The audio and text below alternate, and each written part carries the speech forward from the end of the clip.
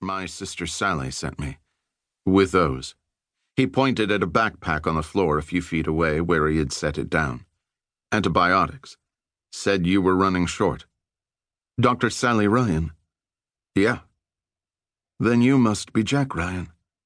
He shrugged and smiled. Junior. Chapter 2. Idlib, Syria. The Syrian fighter stood on the roof of the apartment building, shielding his aging eyes from the western sun as he watched the children playing in the streets 7 floors below.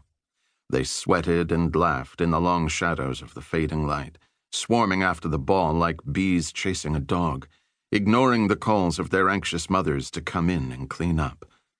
He smiled. Kids everywhere. The same. The truce was a mercy. Thanks be to God, he whispered to himself. He checked his watch, a nervous habit. By the fading light, he knew the muezzin's voice would ring out over the loudspeakers, calling for the Maghrib. He had raged when his battalion commander, an Iraqi, first announced the truce with that butcher Assad and his paymasters, the godless Russians. But the last 9 weeks had given them time to rest and regroup with smuggled weapons, food, fuel, cash. Now they were ready for anything up close, and their Stinger missiles kept the dreaded Russian jets and helicopters out of the skies. The senior al-Nusra commanders were all stationed here. Even the emir was living in Idlib, just 3 blocks away. This was the safest place in Syria, as long as the truce lasted. The war seemed far away now, a distant, painful memory. So much blood. And for what? Life was better than death, was it not? He craved a cigarette, even after all these years. But cigarettes were haram, and men in his unit had been executed for smoking them. But perhaps a strong coffee after Maghrib, he thought, his eyes tracking the black-clad women scurrying into the street, clapping their hands and shouting, trying to herd the laughing children back to their homes. The Adhan began, a strong voice calling the faithful. Its familiar words warmed his soul. The mosque would be full tonight. He picked up his rifle and headed for the stairs. Perhaps the war was indeed over, and these children would finally know peace. Thanks be to God. 9 miles south of Idlib.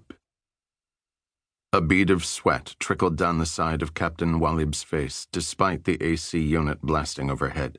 The Syrian captain stared at the monitor in front of him, his right hand poised near the master launch button. The monitor verified the ready state of the fire control computers on the 6 TOS-2 Starfire launch vehicles stationed nearby, each composed of a 70-tube box missile launcher fixed on a heavily armored T-14 Armata tank chassis, and all linked to his command console. He and Major Grechko sat at their stations inside the cramped BMP-3K armored personnel fighting vehicle, Walib's mobile command post.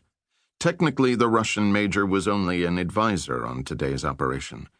But in reality, Grechko was evaluating Walib's combat command capabilities, along with the new TOS-2 Starfire system. Walib stole a quick glance at Lieutenant Aslan Jabrailov, sitting near the doorway. The young, broad-shouldered Chechen was the platoon leader of the commandos guarding his unit. There was a fierce intelligence in the man's pale gray eyes, and a well-used 10mm Glock on his hip. The Chechens were savage, brutal fighters. A breed apart, the best in the war, at least on his side. Jabrailov was a man to be feared. The major checked the GLONASS receiver, the Russian version of GPS, one last time, along with the laser guidance beam. Targeting confirmed. Free to fire, Captain. Walib smoothed his mustache with his thumb and forefinger, hesitating. Something wrong, Captain? Grechko asked. Walib was a Syrian patriot. He had no problem killing terrorists, especially foreign ones. The Syrian civil war was fought by everyone but Syrians these days. But they were all just proxies for the Americans and Russians, who happily sacrificed the Syrian people on the altar of their superpower ambitions.